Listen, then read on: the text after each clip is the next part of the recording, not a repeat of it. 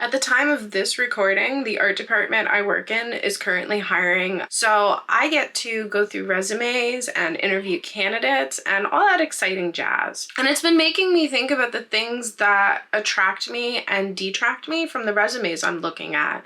And I also just keep seeing common mistakes in the resumes that I'm looking at, so I wanted to make a little tip guide to kind of help people who maybe are more junior in the arts trying to find their first job, or maybe someone who had their first job and is looking to go to their next job. Just some tips that I can give from what I've been seeing that could help you revise your resume a little bit. If you're new here, my name is Mel. I'm a design manager and I make videos in the realm of design. And I also make fun videos about my life in my 30s of being a working mom and just figuring out shit. So if that interests you, feel free to subscribe with the bell below and all that jazz. So while the resumes that I'm looking at and speaking about are designer resumes, I do feel like a lot of these tips can apply to just any resume in general. I have seen designed resumes from people who are not designers because, the advice everybody gets is trying to make your resume unique so you stand out. As designers, we do want to design everything and put colors in everything and make everything pretty unique and tell a story through the things that we put our hands on. However, I find that it's very important for your resume to have a white color background. I have opened resumes that are lime green background, yellow background, orange background, but all those colors that I mentioned, they just blind you. I have opened resumes that just blind me and I can't read them, so I close them. And you may think you're being creative making a yellow or a lime green background and it matches your branding and it's going to catch people's attention because those are colors that we are told are attention grabbing. However, if the person that opens your resume cannot read the resume, you are not helping yourself.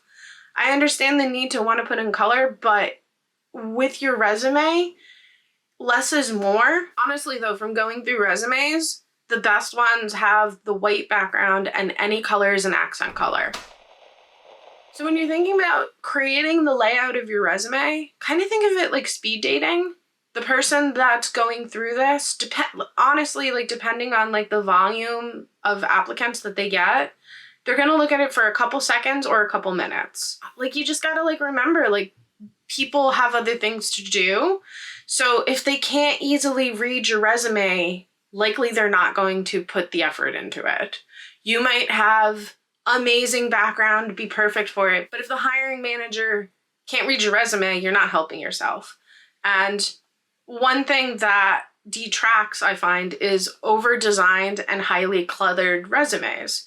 I've seen some this round that have the logos of the companies that they worked at, which isn't necessary, honestly, the best format is a 1 or 2 column where the one is education, skills, achievements maybe, and then the other column is work experience, bold the company name, maybe italicized the years that you worked there, and then a short blurb about what you did. That's honestly the best formats I've seen, but I am seeing these resumes that have a photo of the person, a bio about the person, a bio about what the person wants to achieve, all of their work history, and then paragraphs of what they did, and then pictures of the logos of where they worked at, the photos of the icons of the programs that they've used, other pictures, things. And honestly,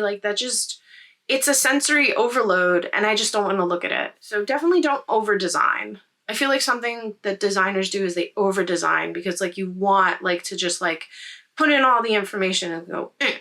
But think about it.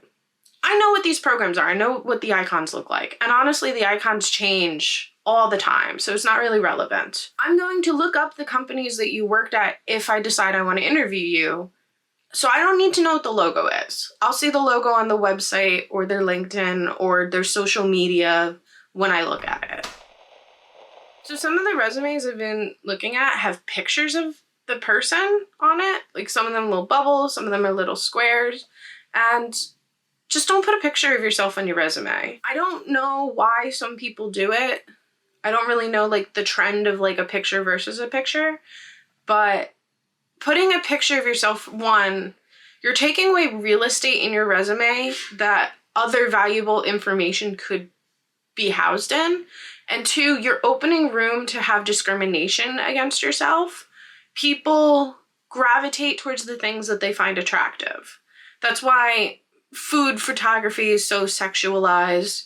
That's why house photos, like when you're buying a house, those photos are so stylized. Photos are used in advertising to spike interest in senses. And if you're putting a photo of yourself and the person looking at the photo doesn't find you attractive, even on a subconscious level, they'll pass it up.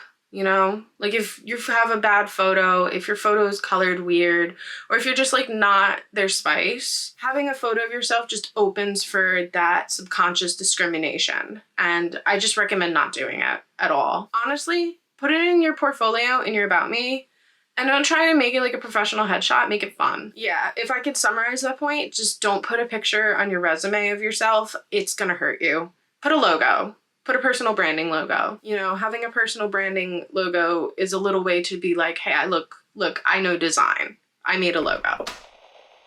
Big one for me, and probably many other design managers who are hiring people. Include a link to your portfolio on your resume. I'm gonna say that again. Include a link to your portfolio on your resume. That is incredibly important as a job applicant, to have a link to your portfolio on your resume. In this open position and other open positions of this nature that I've been involved in hiring creatives, there are more applicants that we get that do not include the link to their portfolio on their resume than the people who include the link on their resume. And it's baffling to me.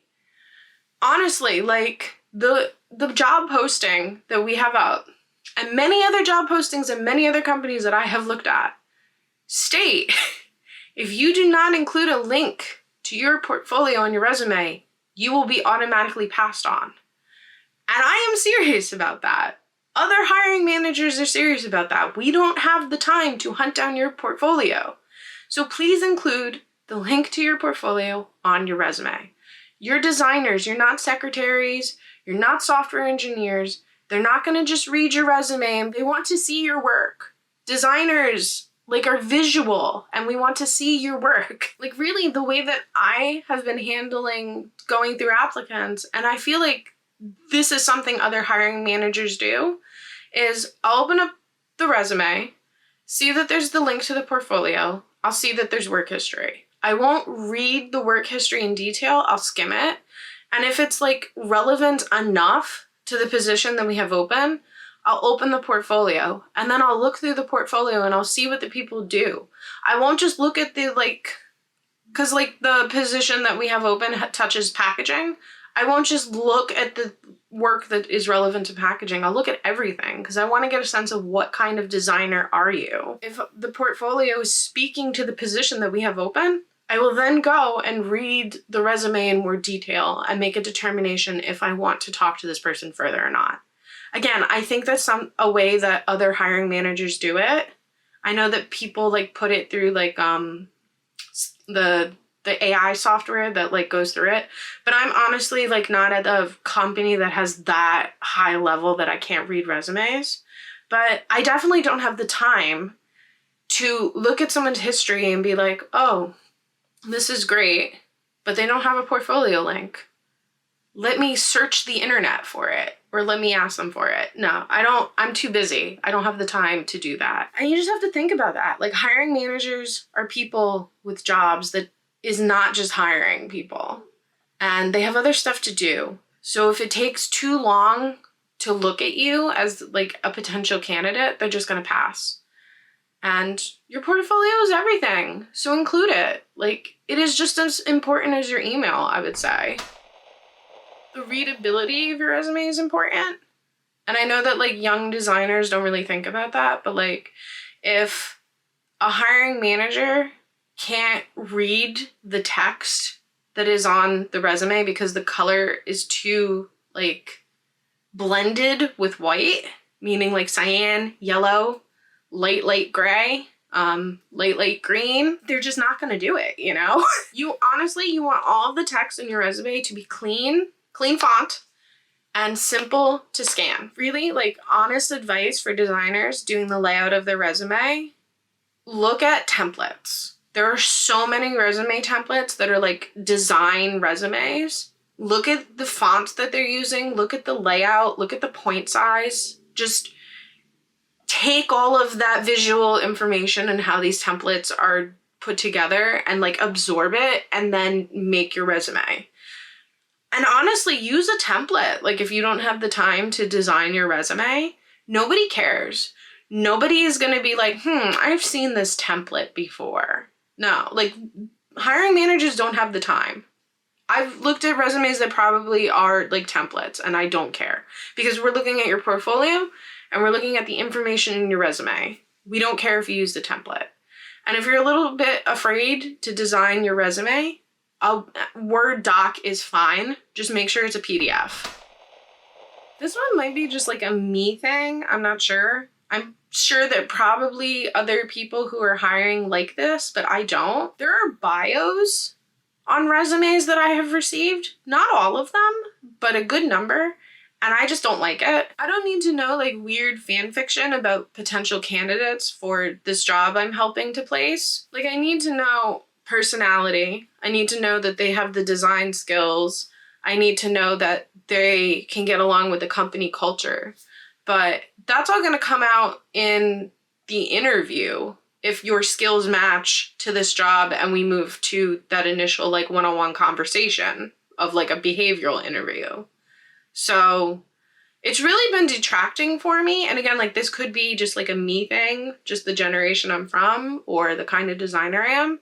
But like, I don't need a bio that's like, my name is so-and-so and I'm an inventive designer and my passions are bees and cats and I went to university at blah, blah, blah, and my professor really mentored me, and on and on and on and on and on, you know? Like, I don't even like read it. And then I feel like it's such a large chunk of the resume that then the rest of the stuff is kind of squished.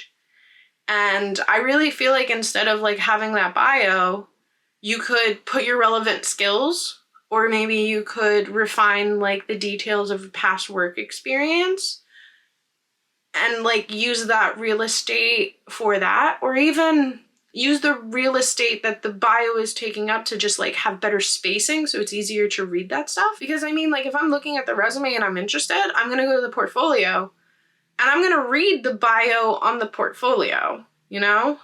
Like, I'm going to read, usually people have like an about me and it goes into like their selves as designers, their journeys and things that they do on their personal time or whatever.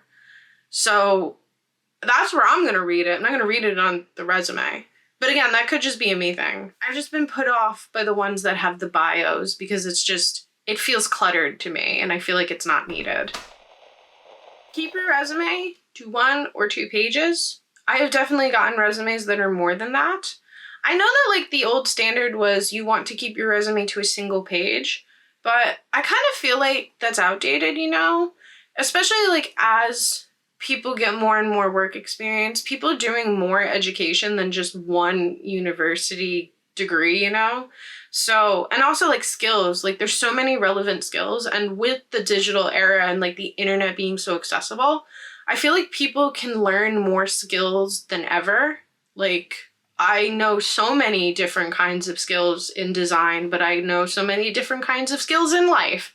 And I feel like all of those are applicable to like a design position. I really like the resumes that go into 2 pages and they have those details and I can see more of that. I also look at transferable skills a lot and transferable positions. So if someone didn't necessarily have like tech pack setting up for print art job, but they had like another kind of art job, or they have like a hobby, or they keep like an Etsy or something, like I like looking at that because that all can transfer to the position. You know, I think too many pages is not needed. And more in that, I feel it's with people who attach a portfolio to the resume or a cover letter to their resume. I have opened a couple that had a resume cover letter, and I was very confused. I was like, wait, like I literally mumbled to myself. I was like, where is the resume? This is just fan fiction to this position. And then I noticed that it was multiple pages. It doesn't always show that there's multiple pages in PDF Reader until you start scrolling. There have been some that were like 20 pages, and I found that it had a portfolio attached to it of examples, which I think in certain circumstances is okay. But for this position that I'm looking at, and for like just like the kind of person I am, it was too much, and it was hard for me to digest. And I also couldn't really see the examples really well because of the way that PDF compressed it. There was like little words in pictures and it was hard to see. And I would rather go to the link of the online portfolio and look where it's higher resolution, where like I can open it up not only on my computer, but maybe I can open it up on my phone and like zoom in, you know? But yeah, definitely the page count is something you want to think about with your resumes. Honestly, don't go more than 2 pages, and make sure that all of the information that is in your resume is purposely there and has a point. Another biggie, make sure that your resume is a PDF and that your text is still live, that I can copy it and paste it. We have gotten resumes that it was converted to a picture and I couldn't copy and paste anything in, which you would be like, whatever, like I can read it still. However, the link to their portfolio was like ABD123 dot something something. So if I can't copy that and paste that, I have to open up Notepad and type all of that gibberish and then copy it on a Notepad and put it in the web browser. And honestly, that is too much work. And if I have to do too much work to look at your stuff, I'm not going to when there's another candidate or 3 candidates or 5 candidates that I don't have to do that work, you know? So definitely important. Make sure that your text is still copy and pasteable. Make sure that it is in a PDF format, because if you send a Word document, it can lose formatting where PDF retains it. That's why you want it. I've gotten Word document ones and it looks like spaghetti garbage. And that's because like maybe it's formatted on your computer correctly, but then another computer doesn't have preferences or fonts or whatever, and then the whole thing just like falls apart. So PDF, make sure text is copy and pasteable. So this one, it feels really important to me, but I don't know if it's important to other people who hire people. But I don't really see it talked about in resume tip videos. And that's the naming of your document itself that is your resume. So let me put you in a scenario. We get 40 something resumes, right? And I have to look through them. You get the LinkedIn page thing that's like, here's the applicant, and it shows like how they answered like certain questions that are like flagged to be important questions or whatever. And then there's like a download the resume button. So we get 40 of those, right? I barely read that email. I download all the resumes and I put them in a folder. And then as I have chunks of free time through my week, I start going through the resumes, right? I open it, I like it, like this is a good one. I close it and I go to my folder that has all of the resumes loose, and I want to drag that to my folder that's like, yes, these are people that I want to look at. And the name that I remember from the resume is not in the folder. I think it's very, very important to name your resume with your name. I do see some that are like name _ resume. Not needed. I know it's a resume. You don't need to add resume. Just put your name. I see name _ designer. I know you're a designer, you know?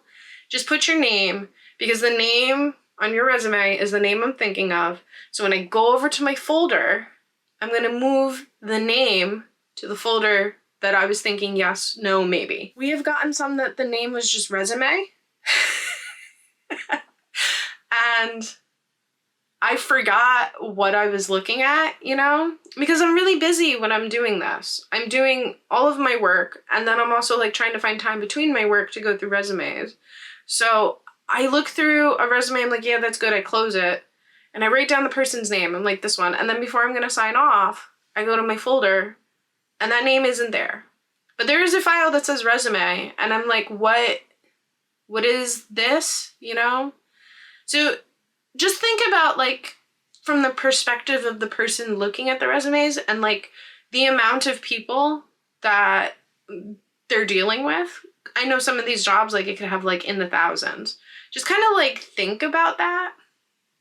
And honestly, like, best advice, just name your resume with your name. I think the naming format of the resumes is important, and I don't really see people talking about that, so I wanted to mention it. And of course, like with all things in life, there are many, many, many other things I can go into about this subject, but those are all the tips that I have for this video. And I hope that this is useful to anyone who's working on their resume or who's currently applying for work. Even people trying to get like their first position, the resume is really, really important. And I don't agree with just how hard it is to get a resume in front of a hiring manager just due to the nature of work. But unfortunately, this is the world that we're dealing with. This is the hiring world that we're dealing with. And we just gotta like make it work and do all the like little bits and pieces that we can do from our end to get our resume in front of someone and hopefully get that awesome job. So like I said, from dealing with like the hiring side and going through resumes, these are tips that I came up with of just like what I've been looking through and just like the advice I would give those people. And also just like things over the years of from my end being a potential candidate in the job hunting world and what I have learned about resumes. I hope that this helps someone. I hope that if you are looking for your first job, especially that this could help you. And if anybody wants any more tips, leave that down below in the comments and I'll consider doing a follow-up video because I feel like resumes, you can write a dissertation on the resume itself. But thank you for watching. And again, like if you enjoyed this content, please subscribe. I'm a designer. I do videos in the realm of design. And I also do fun vlogs and stuff just about life and how my career is going. And yeah, thank you, and I'll see you in the next one.